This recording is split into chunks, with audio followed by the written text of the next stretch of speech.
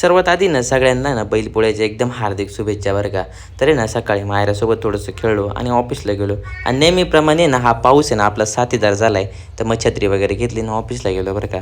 आणि दुपारच्या जेवणाची पण वेळ झाली होती आणि नेहमीप्रमाणे या पोरींनी पण उशीर केला.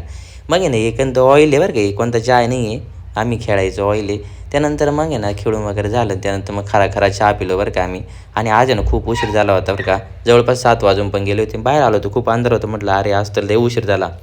या उशिरात पण म्हटलं चला आज जाऊ. त्यानंतर बैल वगैरे घेतले आणि मग आहे ना घरी गेलो तर मॅडमनी बघतोय काय तर पोळी फुगवल्यामुळं खूप आनंद झाली होती. म्हटलं वा रे वा, चला चांगलीच गोष्ट आहे. पोळ्या पण मस्त एक नंबरपैकी झाल्या. त्यानंतर मग निवद द्यायची वेळ आली होती बरं का. मग पटापट आहे ना निवद भरण्याचं काम केलं, कारण कसं आहे काही चांगलं गेलं तर आपण निवद देत असतो नाही का.